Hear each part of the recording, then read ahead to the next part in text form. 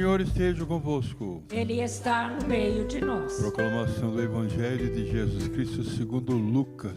Glória a vós, Senhor. Naquele tempo, quando Jesus se aproximava de Jerusalém, viu a cidade e começou a chorar. E disse: se tu também compreendestes hoje, o que te pode trazer a paz? Agora, porém, isto está escondido aos teus olhos.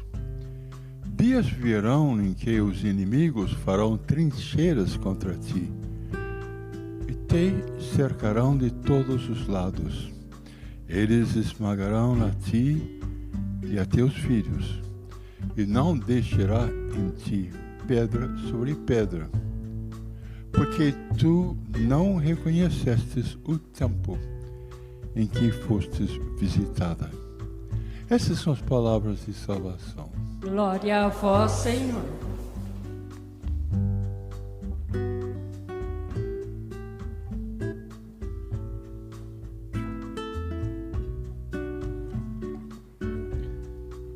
Meus irmãos, minhas irmãs presentes aqui nesse espaço da TV Século XXI, irmãos e irmãs que nos acompanham de tantos lugares desse Brasil e pelas redes sociais do mundo.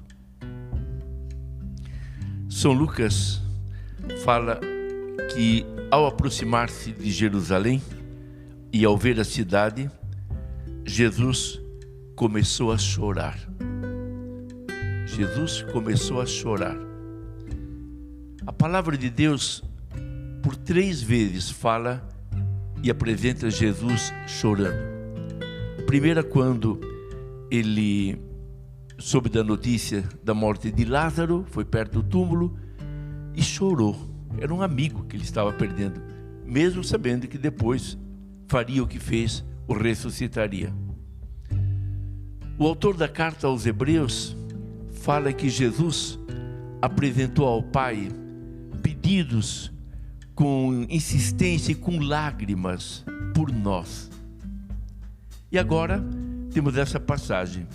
Jesus diante da cidade de Jerusalém, uma cidade que ele amava muito. Era a sua cidade. Era a sua cidade onde ele tinha feito vários milagres, falado coisas muito bonitas. Ele amava, porque Jerusalém sempre foi assim vista como antecipação da cidade celeste, da Jerusalém celeste. Ele amava. E no entanto via que quanto mais ele aproximava-se dessa cidade, desse povo, mais ele se fechava. Ele não queria ouvi-lo.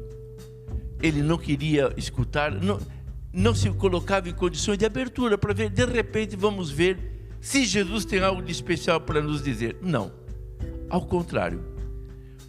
Curiosamente, ele que foi enviado pelo Pai para trazer a paz para o mundo, ele foi primeiro perseguido, sofreu, foi aprisionado, foi crucificado. E Jesus, diante disso, ele chora porque ele vê o seu povo se afastando de Deus.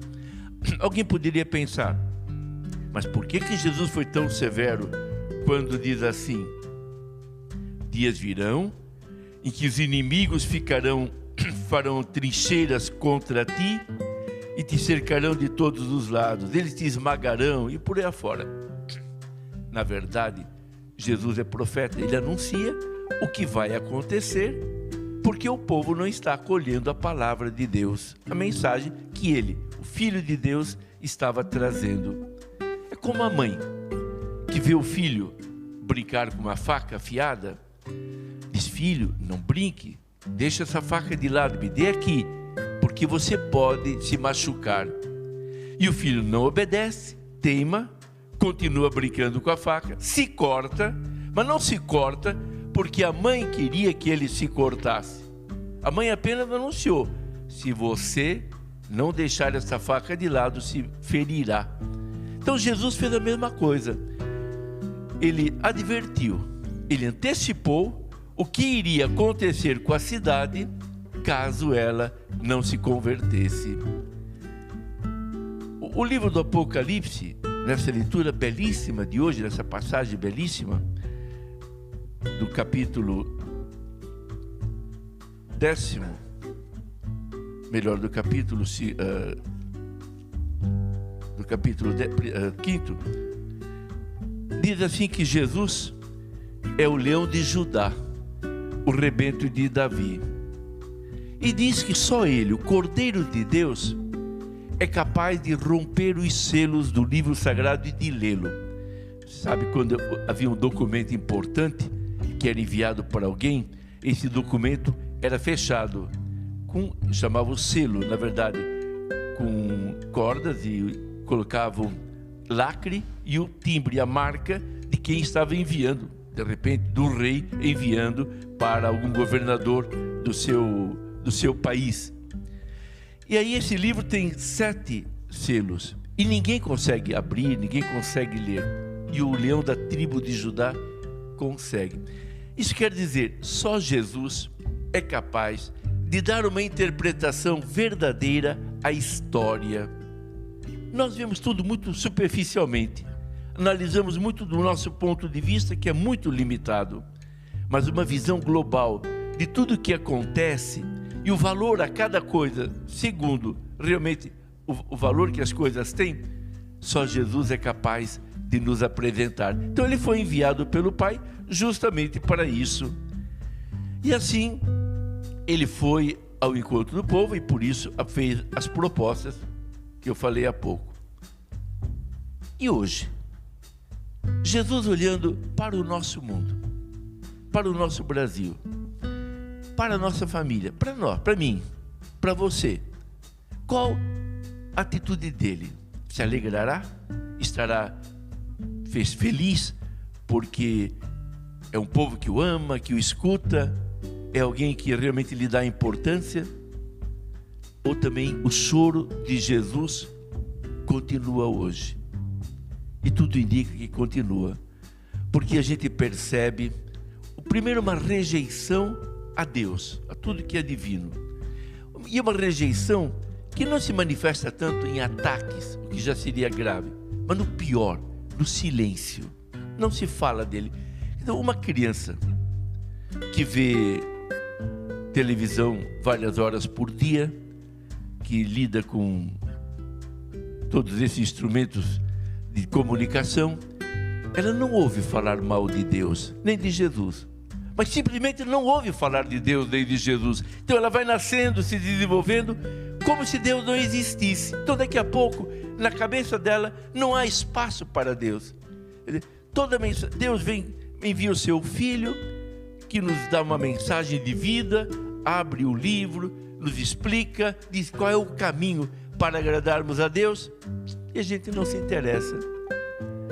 E se Jesus chora, é porque ele vê o que vai acontecer conosco e com o mundo, se afastando assim de Deus. Não que ele queira a desgraça do mundo, não quer, ao contrário, por isso chora, mas vê que andando por esse caminho de indiferença, de pisar os pés sobre os direitos das pessoas, de ignorar o bem, de cada um pensar em si, vai dar o que dá. E o pior ainda, quando alguém diz não, é importante que cada um pense em si e Deus por todos. Veja que blasfêmia. Como é que Deus vai pensar por todos quando cada um pensa em si de forma egoísta?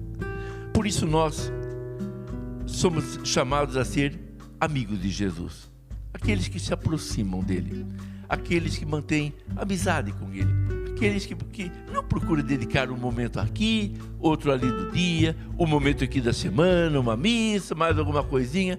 Não é isso que ele quer. Ele não veio para pedir migalhas, ele veio para pedir o nosso coração por inteiro, totalmente, porque aí sim, ele, com o meu coração, com o seu, ofertado a ele e vivendo em função dele, aí sim, ele vai poder deixar de chorar e derramar sobre o mundo, sobre o Brasil, sobre nossas famílias, sobre cada um de nós, as graças que, como disse o Apocalipse, as graças que ele conquistou com seu sangue.